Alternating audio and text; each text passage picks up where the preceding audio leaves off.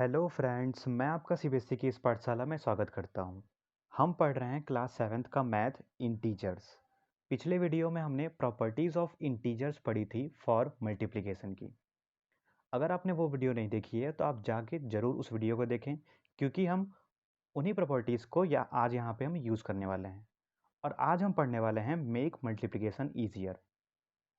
Means हमारे सामने कुछ इंटीजर्स दिए होंगे, हमें उनको कैसे मल्टीप्लाई करना है और अपने मल्टीप्लिकेशन को कैसे इजी बनाना है, आज हम वो पढ़ेंगे। मैंने यहाँ पे कुछ ट्रिक्स लिखी हुई हैं, इनको हम समझने की कोशिश करते हैं।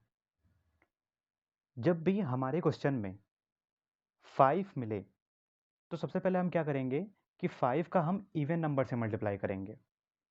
अगर हम 5 का 2 से मल्टीप्लाई करते हैं तो क्या आता है 10। अगर हम 5 का 4 से मल्टीप्लाई करते हैं, 4 एक इवन नंबर है, तो क्या आता है 20। अगर हम 5 का 4 से मल्टीप्लाई करते हैं तो क्या आता है 20। तो हमें जीरो के नंबर मिल जाते हैं। तो सबसे पहले हमें क्या करना है कि क्वेश्चन में हमें ये ढूंढना है कि किन दो नंबर को मल्टीप्लाई करके हमें जीरो के नंबर मिलेंगे। यहाँ पे आप एक बात और ध्यान रखिए कि हम जब 5 का ऑड नंबर से मल्टीप्लाई करते हैं, जैसे ऑड नंबर हम ले लेते हैं 3, ये हमारा क्या है, ऑड नंबर है। तो 5 का अगर हम ऑड नंबर से मल्टीप्लाई करते हैं तो क्या आता है 15 आ जाएगा। 15 आ जाएगा यहाँ पे, मतलब ये जीरो के नंबर नहीं आएंगे। तो हमें क्या करना होगा कि हमें 5 का सबसे पहले इवन नंबर से मल्टीप्लाई करना होगा। अगर हमारे क्वेश्चन में 5 है तो हमारा क्या आ जाएगा, जीरो के नंबर आ जाएंगे। नेक्स्ट है, अगर हमारे क्वेश्चन में 10 और 5 होता है तो हम 10 और 5 का पहले मल्टीप्लाई करेंगे तो हमारे जीरो के नंबर आ जाएंगे 50। या फिर 10 के साथ हम किसी भी नंबर का मल्टीप्लाई करें, किसी भी इंटीजर का मल्टीप्लाई करें। अगर हमारे क्वेश्चन में 20 और 5 है तो सबसे पहले हम इन दोनों का मल्टीप्लाई करेंगे। तो 20 का जब हम 5 में मल्टीप्लाई करेंगे तो हमें 100 मिल जाएगा, मीन्स जीरो के नंबर हमें मिल जाएंगे। अगर हमारे क्वेश्चन में 25 और 4 है तो पहले हम 25 और 4 का मल्टीप्लाई करेंगे तो हमें 100 मिल जाएगा। ऐसे ही अगर 50 और 2 है तो हम इन दोनों का पहले मल्टीप्लाई करेंगे तो हमें 100 मिलेगा। और 125 इंटू 8 कितना होता है, 1000 होता है। तो अब हम इस ट्रिक को क्वेश्चन में अप्लाई करते हैं। सबसे पहला हमारा क्वेश्चन है -25 इंटू 37 इंटू 4। इसको हमें क्या करना है, मल्टीप्लाई करना है। तो अगर हम इन दोनों को पहले मल्टीप्लाई करेंगे, इन दोनों को पहले अगर हम मल्टीप्लाई करें, जैसे हम इनको कैसे मल्टीप्लाई करेंगे, ऐसे करेंगे -25 इंटू 37 और फिर यहाँ पे इंटू हमने 4 लिख दिया। और ये कौन सी प्रॉपर्टी है, ये एसोसिएटिव प्रॉपर्टी है। एसोसिएटिव प्रॉपर्टी में हम क्या करते हैं, सबसे पहले हम दो नंबर को लेते हैं, उनका मल्टीप्लाई करते हैं, फिर उनको मल्टीप्लाई करने के बाद जो हमारा तीसरा इंटीजर बचता है उसका हम मल्टीप्लाई करते हैं। तो अगर हम इस क्वेश्चन को ऐसे मल्टीप्लाई करें, पहले हम -25 इंटू 37 इन दोनों का मल्टीप्लाई करें तो हमारा मल्टीप्लिकेशन बहुत ही बड़ा हो जाएगा। इसीलिए हम क्या करेंगे, सबसे पहले हम 25 -25 और 4 का मल्टीप्लाई करेंगे। अभी हमने पढ़ा कि 25 और 4 का जब हम मल्टीप्लाई करते हैं तो क्या आता है, हमें जीरो के नंबर मिल जाता है, हमें 100 मिल जाता है। तो सबसे पहले हम लेंगे -25 इंटू 4, इनको हम बिग ब्रैकेट में बंद कर देंगे और फिर हम यहाँ पे लिखेंगे इंटू 37। तो -25 का जब हम 4 में मल्टीप्लाई करेंगे तो हमें मिल जाएगा -100। 25 का 4 में मल्टीप्लाई करेंगे तो 100 मिल जाएगा। और ये माइनस और प्लस अपोजिट साइन है तो माइनस प्लस क्या हो जाएगा, माइनस हो जाएगा। तो ये -100 हमें मिल गया और इंटू 37, तो हमें जीरो के नंबर मिल गए। और फिर हम जीरो के नंबर को मतलब -100 को 37 में मल्टीप्लाई कर देंगे तो हमारा आंसर इजीली आ जाएगा। तो यहाँ पे आंसर क्या आएगा, -3700। अब हम बात करते हैं क्वेश्चन 2 की। क्वेश्चन 2 है हमारा -1 इंटू -5 इंटू -4 इंटू -6। अब हम इस क्वेश्चन को कैसे करेंगे, अभी मैंने आपको बताया कि अगर हमारे क्वेश्चन में 5 है तो 5 का हम सबसे पहले इवन नंबर से मल्टीप्लाई करेंगे, क्योंकि अगर हम 5 का इवन नंबर से मल्टीप्लाई करते हैं तभी हमें 0 के नंबर मिलेंगे। तो यहाँ पे तो 2 इवन नंबर हैं, 4 और 6 2 इवन नंबर हैं। तो सबसे पहले हम क्या कर लेते हैं कि 5 का हम 4 से मल्टीप्लाई कर दें। हम 5 का 6 से भी मल्टीप्लाई कर सकते हैं, लेकिन हम 5 का 4 से ही मल्टीप्लाई करेंगे यहाँ पे। तो हम क्या करेंगे कि -1 और -6 को एक साथ ले लेते हैं, -1 इंटू -6, और इनको ब्रैकेट में बंद कर देते हैं, इंटू फिर मैंने यहाँ पे लिखा -5 इंटू -4। अब 6 का 1 में मल्टीप्लाई करेंगे तो क्या आएगा, 6 आएगा, और सेम साइन है, माइनस और माइनस क्या होता है, प्लस होता है, इंटू 5 का हम 4 में मल्टीप्लाई करेंगे तो आ जाएगा 20, और माइनस क्या हो जाएगा, प्लस हो जाएगा। सेम साइन पॉजिटिव बनाते हैं और अपोजिट साइन नेगेटिव बनाते हैं। बस अब हमें यहाँ पे 0 के नंबर मिल गए, तो हम 6 का 20 में मल्टीप्लाई कर देंगे, तो आंसर कितना आ जाएगा, 120। अब हम बात करते हैं क्वेश्चन नंबर 3 की। जो हमारा क्वेश्चन नंबर 3 है, अगर आप इन सभी ट्रिक्स का आप यूज़ करते हैं तो आपका जो मल्टीप्लिकेशन होगा इंटीजर्स में वो बहुत ही ईजी हो जाएगा। और ये जितने भी मल्टीप्लिकेशन हैं ये आपकी एक्सरसाइज 1.3 में यूज़ होने वाली है, तो आप इनको ध्यान से पढ़ें और अपनी कॉपी में नोट करें। अब हम क्वेश्चन नंबर 3 की बात करते हैं। -12 इंटू -10 इंटू -6। अब हम इनको कैसे सॉल्व करेंगे। यहाँ पे आप देख रहे हैं कि यहाँ पे 10 है। अभी मैंने आपको बताया कि अगर आप हमारे क्वेश्चन में 10 हो तो सबसे पहले हम 10 का किसी भी इंटीजर से मल्टीप्लाई करेंगे, 5 से या फिर और भी कोई इंटीजर हो सकता है, उससे हम सबसे पहले मल्टीप्लाई करेंगे। तो सबसे पहले हम यहाँ पे ले लेते हैं -12 इंटू -10। पहले हम -12 का -10 में मल्टीप्लाई कर देते हैं, और फिर इंटू हो गया -6, इसको हम बाहर रहने देते हैं। और ये कौन सी प्रॉपर्टी हो गई, ये भी एसोसिएटिव प्रॉपर्टी हो गई। यहाँ पे हम दो नंबर को क्या कर रहे हैं, मल्टीप्लाई कर रहे हैं। तो जब हम -12 को -10 में मल्टीप्लाई करेंगे तो हमारा आंसर कितना आ जाएगा, 12 10 जा कितना हो जाएगा, 120 हो जाएगा, और माइनस प्लस हो जाएगा, सेम साइन है, इंटू यहाँ पे हम लिख देंगे -6। अब यहाँ पे हमें 0 के नंबर मिल गए। जब 0 का हमें नंबर मिल गया तो बस अब हम इसका क्या करेंगे, -6 में मल्टीप्लाई कर देंगे। तो यहाँ पे कितना आ जाएगा, 720, और ये प्लस का नंबर है और ये माइनस का नंबर है, प्लस का इंटीजर है माइनस का इंटीजर है, तो अपोजिट साइन है। अपोजिट साइन क्या होते हैं, माइनस बनाते हैं, इसलिए हम यहाँ पे माइनस लिख देंगे। अब हम बात करते हैं क्वेश्चन नंबर 4 की। ये तो था जो हमारा 3 क्वेश्चन हमने अभी सॉल्व किया, ये एक मेथड से था। अब हम दूसरे मेथड की तरफ बढ़ते हैं और क्वेश्चन नंबर 4 करते हैं। इसी में हम नेक्स्ट मेथड को सीखेंगे। मैंने यहाँ पे लिखा 18 इंटू 13। आप इसको सॉल्व कैसे करेंगे, आप ऐसे सिंपली सॉल्व कर देंगे 18 और फिर नीचे 13 लिखेंगे, जैसे आप सॉल्व करते हैं 18 और फिर इंटू 13, और फिर आप ऐसे ही सॉल्व कर देंगे सिंपल वे में, जैसे आप सीखते आए हैं। लेकिन यहाँ पे हम इसको दूसरे तरीके से मल्टीप्लाई करेंगे।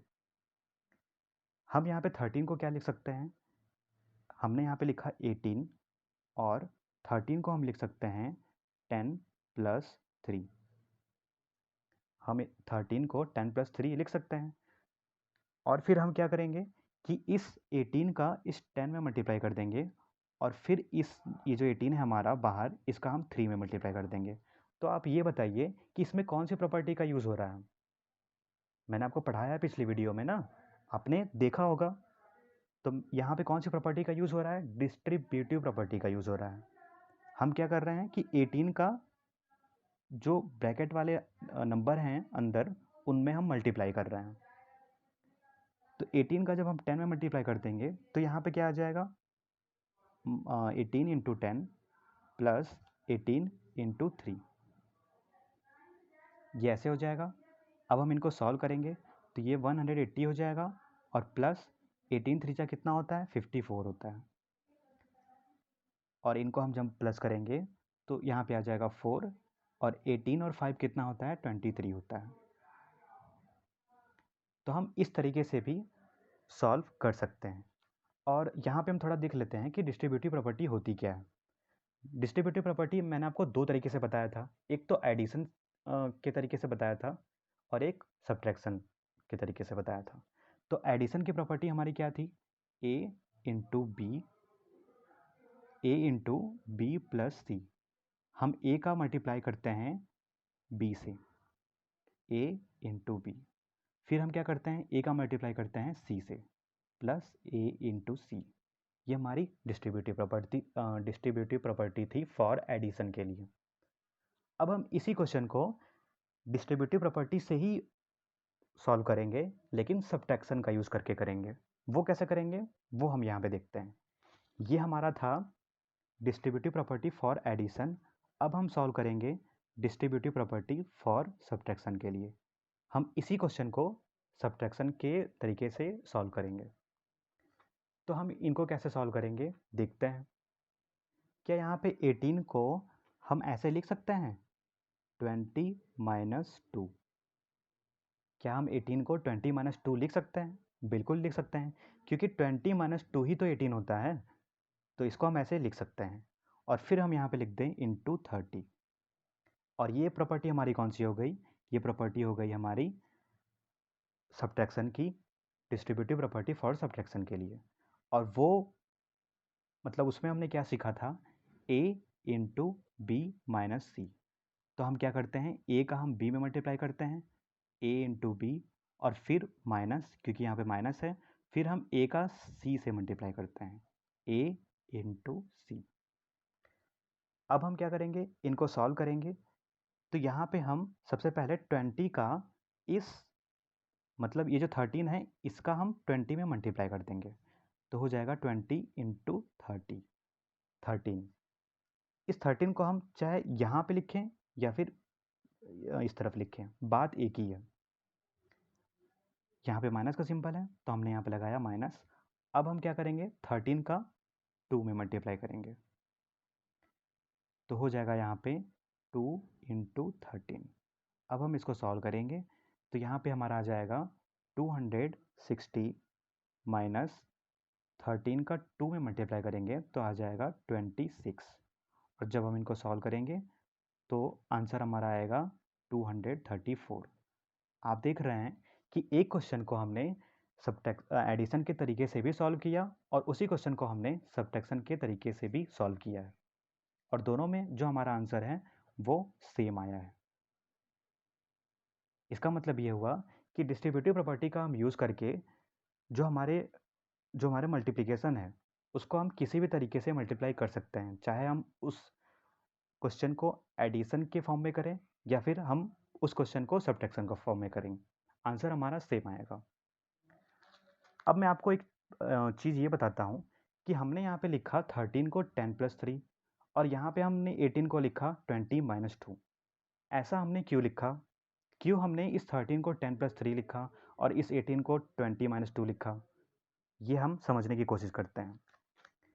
तो जब भी हमारे क्वेश्चन में लिखा हुआ हो मिले 1 2 3 4, पहला मैं नंबर लिख लेता हूँ 5 6 7 8 9।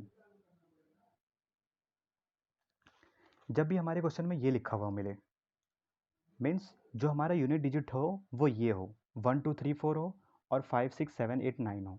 यूनिट डिजिट क्या होता है, जैसे मैंने यहाँ पे 19 लिखा तो 19 का यूनिट डिजिट क्या है, 9 है। मीन्स जो हमारे नंबर राइट साइड में होते हैं वो होता है हमारा यूनिट डिजिट, उनको हम क्या बोलते हैं, यूनिट डिजिट बोलते हैं। तो अगर हमारे क्वेश्चन का यूनिट डिजिट जो है, मतलब जो भी हमारे क्वेश्चन में नंबर दिए हुए हैं उनका यूनिट डिजिट 1 2 3 4 है। जैसे मैं यहाँ पे नंबर लिख देता हूँ, 11 हो गया, 12 हो गया, 13 हो गया और 14 हो गया। तो हम क्या करेंगे, तो हम नंबर को जीरो, जो इसका मतलब नियरेस्ट जीरो है, 11 से लेके 14 का नियरेस्ट जीरो क्या है, 10 है। 10 ही तो है जो इनका नियरेस्ट जीरो है।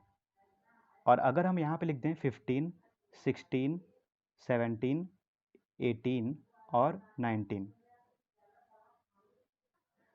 तो इन सभी नंबर का नियरेस्ट जीरो क्या होगा? इन सभी नंबर का नियरेस्ट जीरो जो होगा वो 20 होगा।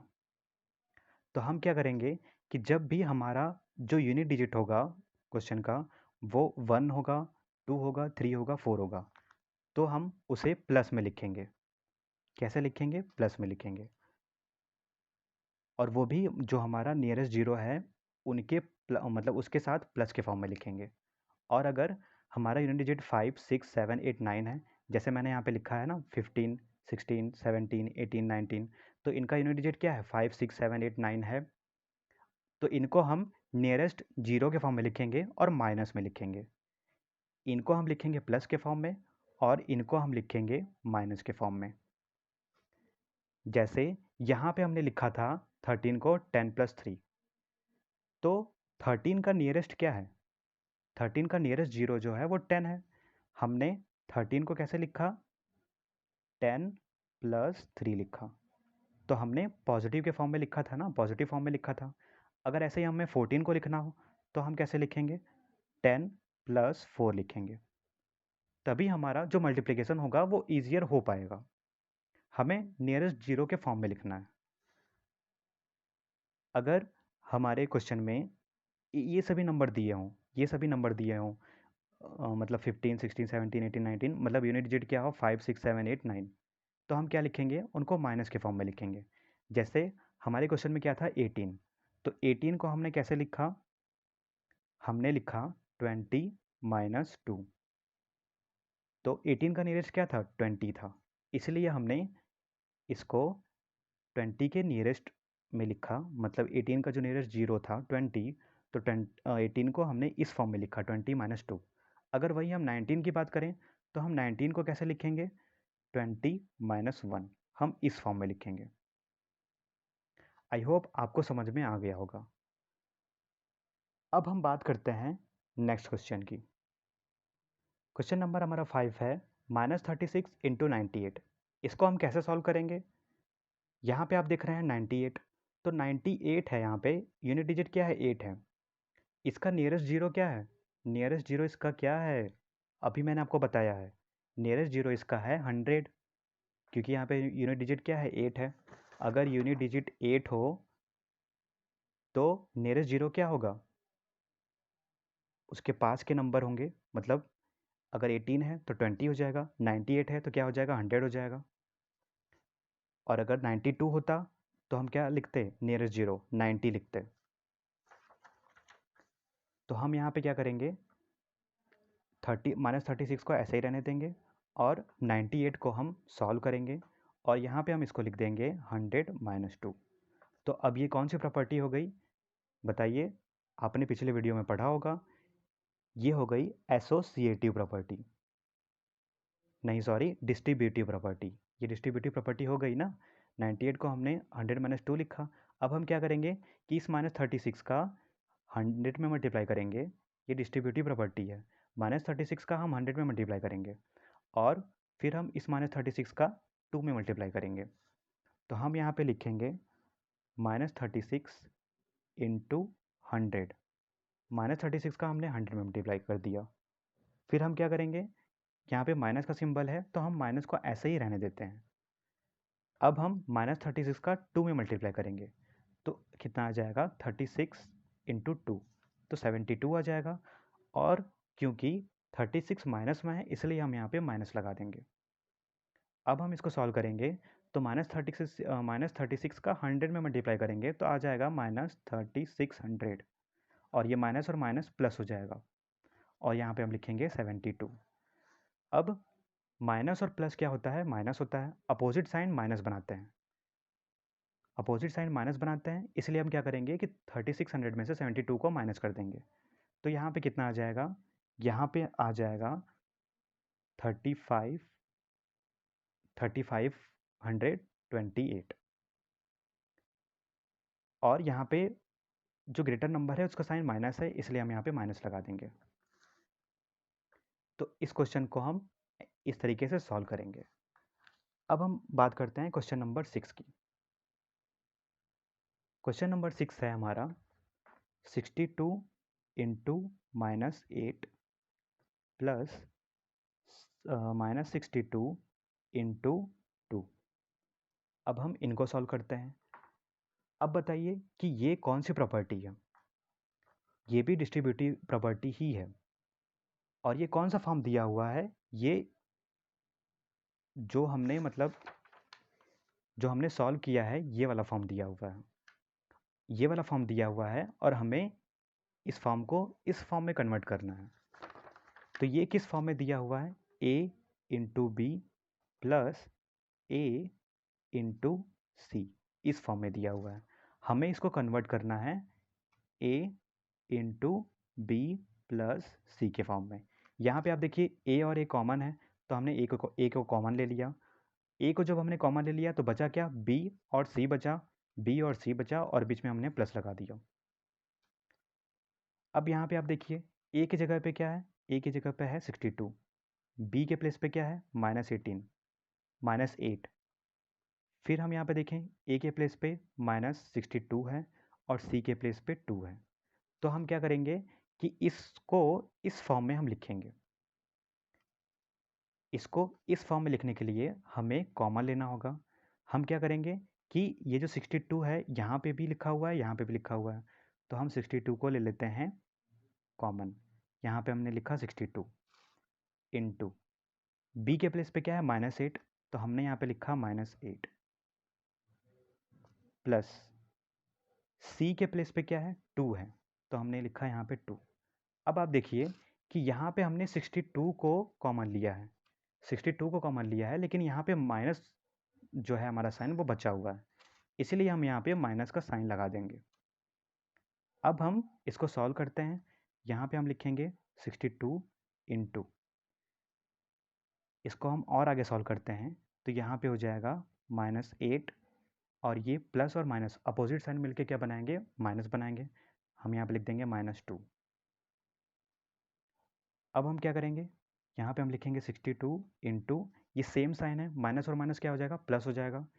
तो हम 8 और 2 को ऐड करेंगे तो हम यहाँ पे लिखेंगे 10 और ग्रेटर नंबर का साइन माइनस है, इसलिए हम यहाँ पे माइनस लगा देंगे। अब हम 62 का -10 में मल्टीप्लाई करेंगे तो यहाँ पे क्या आ जाएगा, 62 मतलब 620 आ जाएगा, 620 आ जाएगा और यहाँ पे साइन लगेगा माइनस का, क्योंकि ये पॉजिटिव का नंबर है। प्लस और माइनस क्या होता है, माइनस होता है, अपोजिट साइन मिलके माइनस बनाते हैं। अगर आपको ये साइन समझ में नहीं आ रहा है तो आप जितनी भी मेरी पिछली वीडियो है उसको पढ़िए, वहाँ पे मैंने साइन रूल पढ़ाया हुआ है, वहाँ पे आपको बहुत अच्छी तरीके से समझ में आ जाएगा, तो यहाँ पे आपको प्रॉब्लम नहीं होगी। तो इसका आंसर कितना आ जाएगा, -620। अगर आपको वीडियो पसंद आई हो तो लाइक, सब्सक्राइब और शेयर ज़रूर करिएगा। कोई भी अगर डाउट हो तो कमेंट बॉक्स में कमेंट ज़रूर करें। धन्यवाद।